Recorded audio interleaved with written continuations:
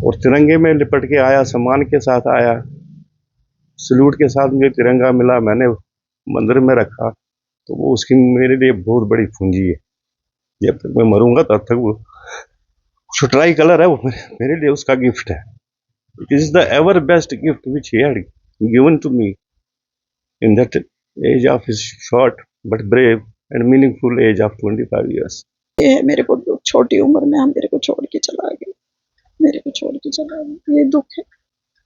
तो यही प्राउड है मेरे लिए एज ए पेरेंट। दुख तो मुझे उम्र भर नहीं जाएगा। मैंने जिंदगी भर ऐसा बच्चा अपने इस, आज मैं 50 साल का हो गया हूँ, मैंने 50 साल में ऐसा डिसिप्लिन, ऐसा इंटेलिजेंट बच्चा अपनी कम्युनिटी में से नहीं देखा है, जिसको भारत माता के प्रति इतना लगाव था।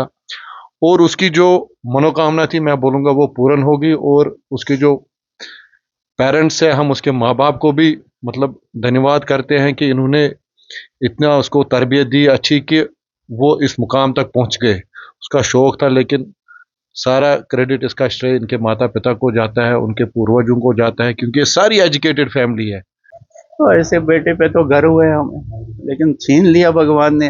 2 साल पहले एक छीन लिया, अब एक दूसरा छीन लिया। चलो ये तो तिरंगे में लिपट के आ गया, हमें भी शान है।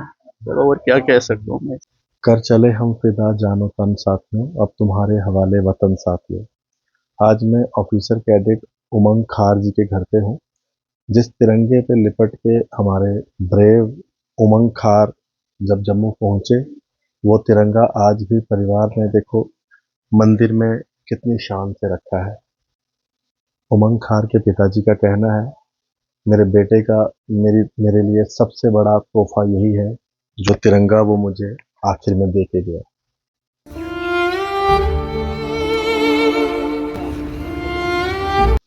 सभी को राम राम, सनातन धर्म की जय। मैं आज इस परिवार में आया हूँ। इस परिवार में फर्स्ट टाइम आने का मौका मिला है।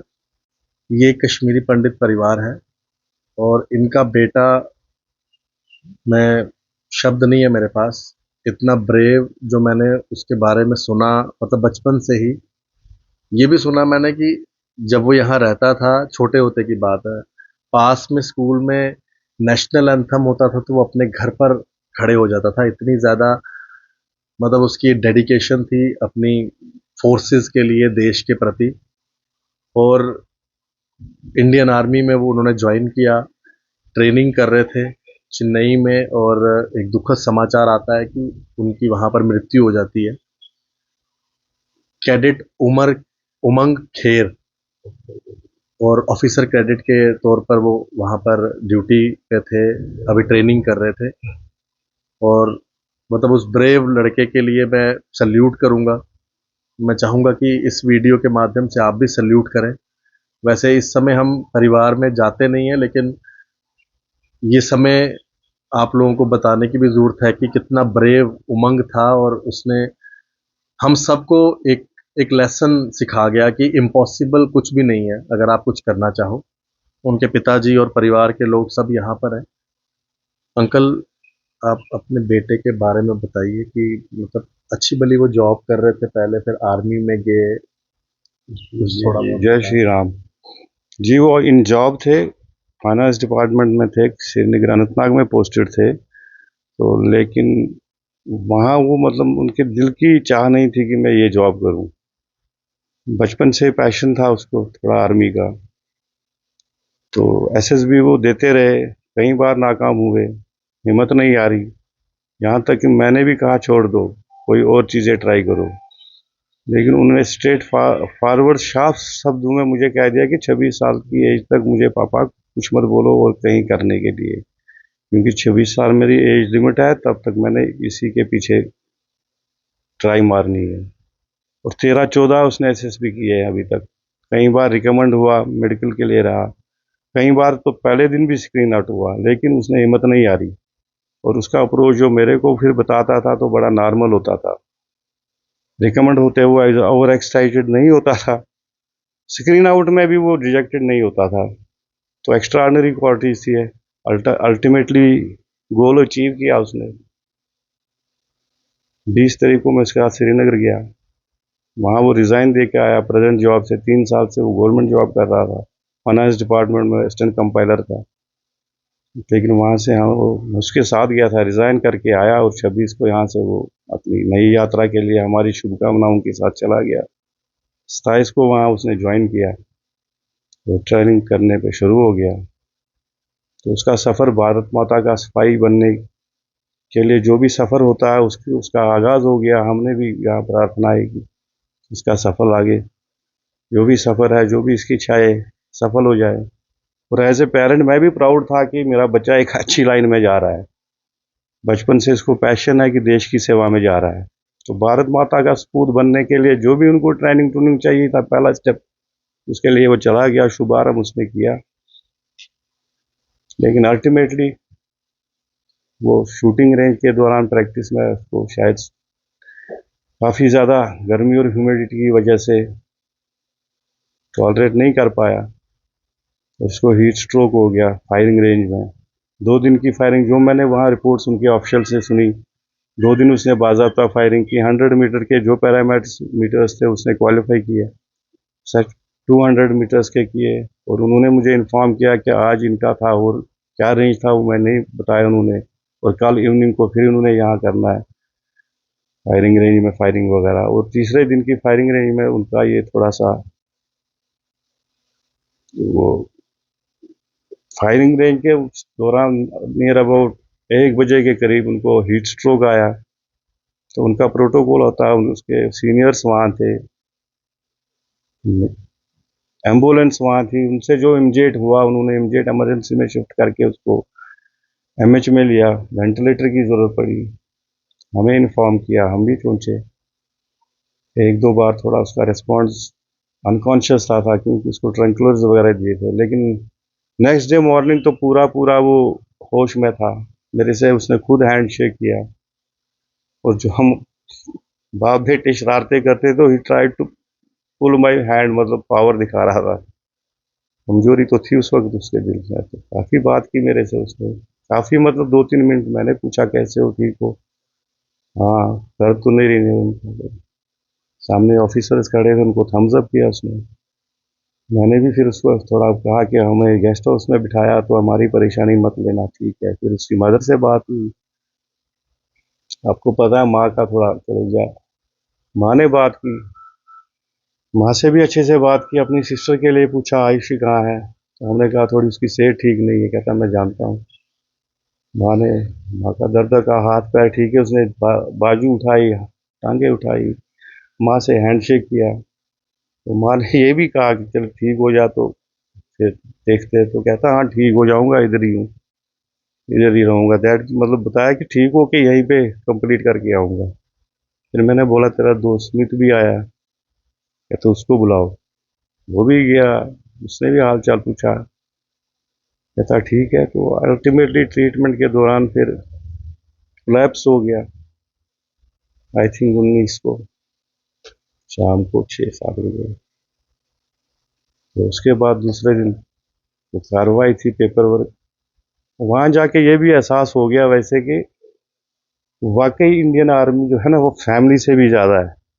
जो उन लोगों का वहाँ ट्रीटमेंट था, हेल्प हेल्प थी, सम्मान था। और ये नहीं कि जब वो एक्सपायर, उससे पहले भी हम 1-2 दिन वहाँ बैठे, जो है हॉस्पिटलिटी बताई। तो मैं क्या कह सकता हूँ आपको, जब वहाँ रिट्रीट हो रही थी तो मुझे भी कहा गया आप भी सलूट दो। तो फॉर्मल होके दो थोड़ा, आप शैबी हालत में क्यों बच्चे को सलूट दो। तो मैं जल्दबाजी में गया था, मेरे पास स्लिप्स वगैरह नहीं थी, चप्पलें नहीं थी। तो एक मेजर आए यंग से, वो अपने बूट लेके आए, मुझे बूट पहनाए और मुझे वहाँ लेके गए।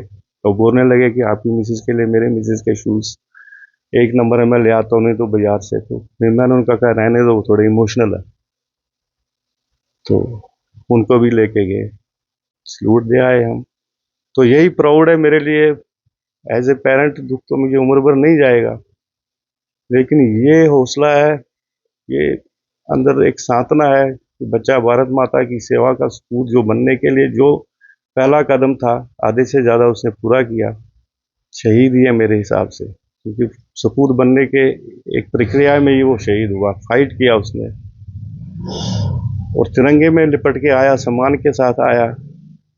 सल्यूट के साथ मुझे तिरंगा मिला, मैंने मंदिर में रखा, तो वो उसकी मेरे लिए बहुत बड़ी पूंजी है। जब तक मैं मरूंगा तब तक वो जो ट्राई कलर है वो मेरे लिए उसका गिफ्ट है। It is the ever best gift which he had given to me in that age of his short but brave and meaningful age of 25 years। तो क्या कह सकते हैं। थैंक कैडेट उमंग खार की जो माता जी हैं, जिन्होंने खुद भी इतना बड़ा सेक्रीफाइस दिया, इनका बेटा इंडियन आर्मी में गया। माता जी, कितना शौक था बचपन से ही आपके बेटे को आर्मी का, देश के लिए कितना शौक था? बहुत ज्यादा शौक था बचपन से ही आर्मी में जाने के लिए, बहुत शौक था उसको। बहुत ज्यादा स्ट्रगल की उसने आर्मी में जाने के लिए।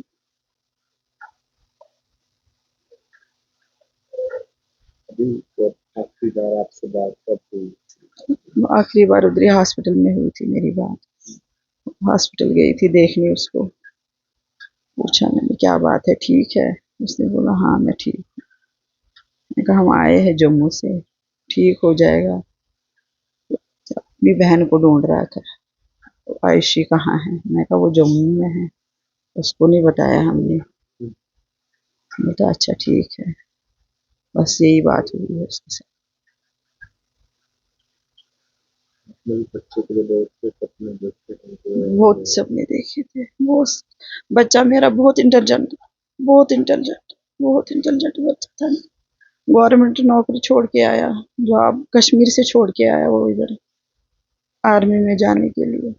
आर्मी में जाने के लिए उसको जुनून था, एक आर्मी में जाने का जुनून था उसको, बचपन से जुनून था उसको। बेटे पे गर्व।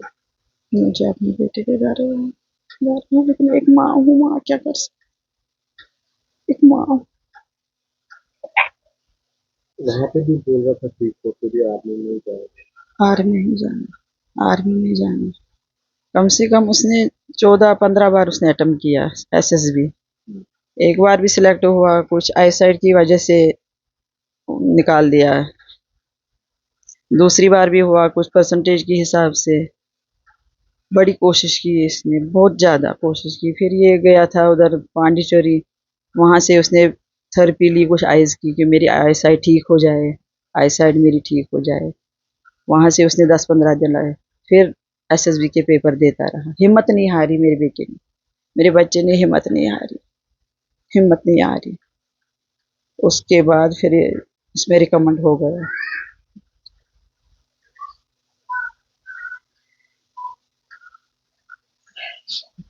तो जम्मू जब 2.5 महीने से गए हुए थे उसके बीच में तो नहीं आने वहाँ का ट्रेनिंग में? ट्रेनिंग में अभी इसने आना था जून में, 21 जून को 4 दिन के लिए आना था। पापा से बात की थी मेरी टिकट निकालना। 22 से मेरी छुट्टियाँ इधर, 26 को दोबारा मैंने, 27 को रिपोर्टिंग करनी है मैंने इधर। उसके बाद फिर फ़ोन नहीं आया उसके बाद में।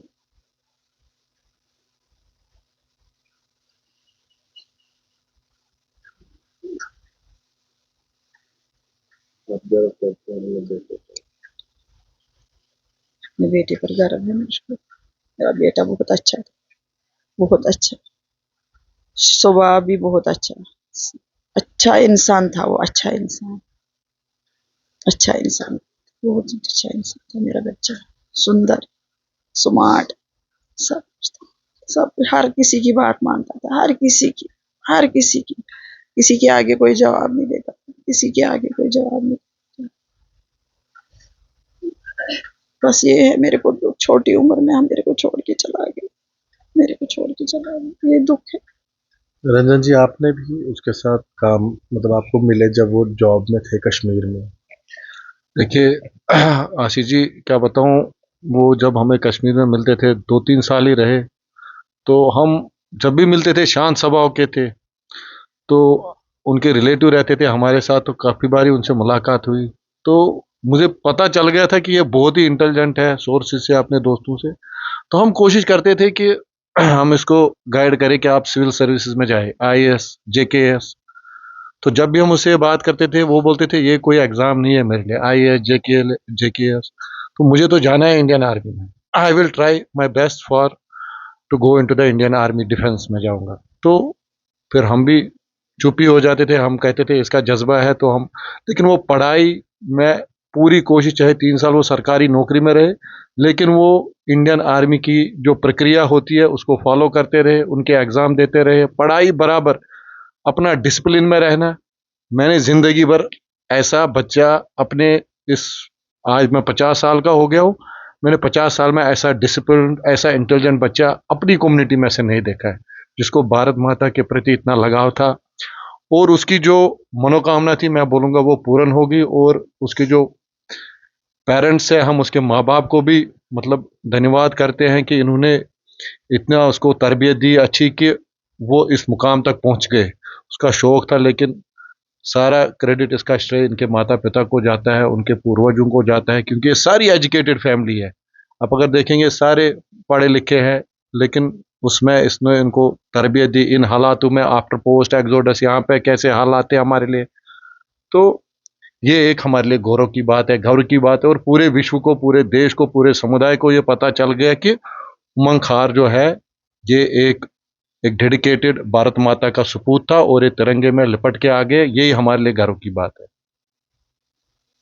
मैं अपनी तरफ से इस पूरे परिवार को सल्यूट करूंगा जिनका बच्चा, और इतनी ब्रेव, मतलब इतनी छोटी सी उम्र में ही इस बच्चे ने एक ना सबको एक बहुत बड़ा लेसन दे गया है कि आप कुछ भी करना चाहें तो वो काम नहीं होता। अच्छी भली गवर्नमेंट जॉब थी, उसको छोड़कर भारत माता की सेवा करनी थी, और भारत माता की सेवा के लिए अपने प्राण तक इसने न्यौछावर कर दिए।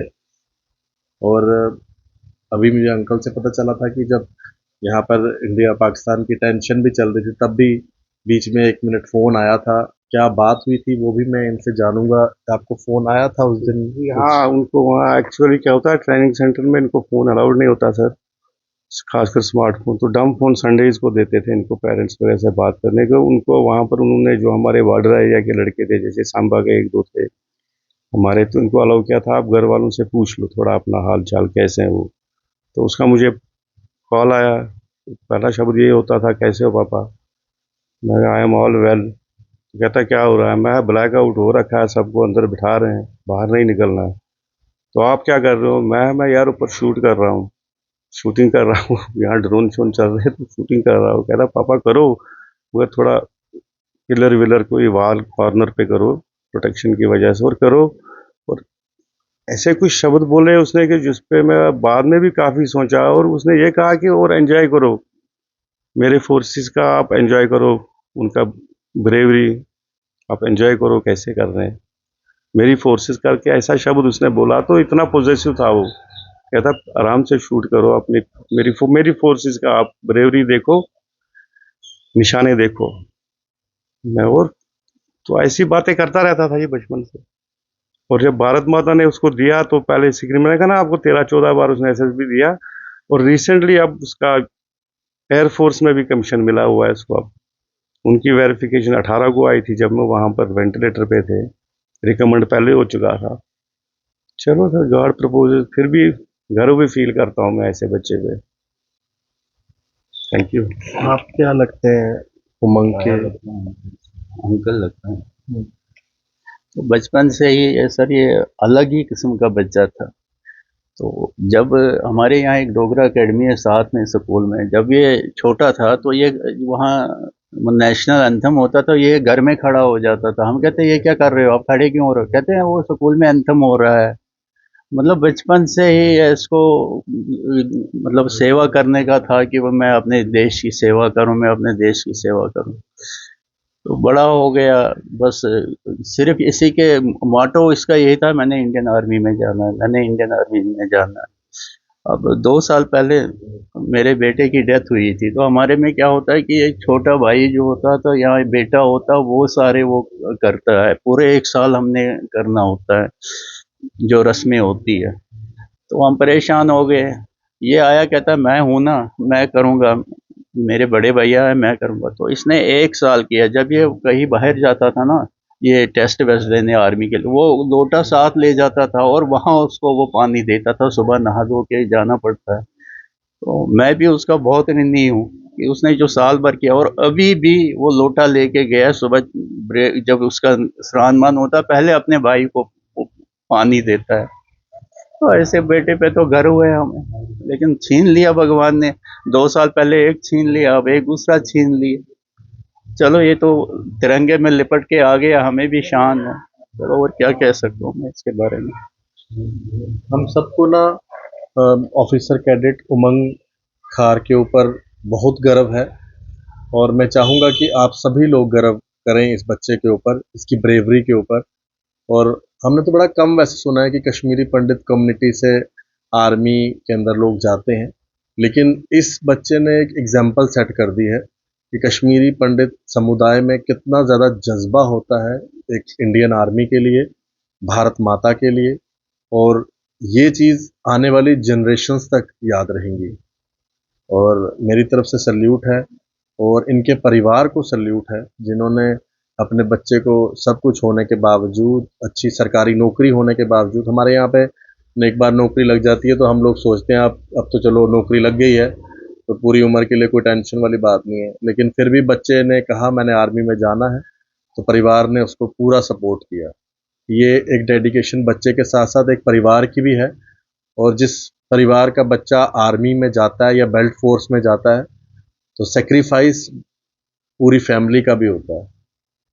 मेरी तरफ से सल्यूट है ऑफिसर कैडेट उमंग खार जी को और इनके पूरे परिवार को। राम राम, सत्य सनातन धर्म की जय, और सभी को जय हिंद।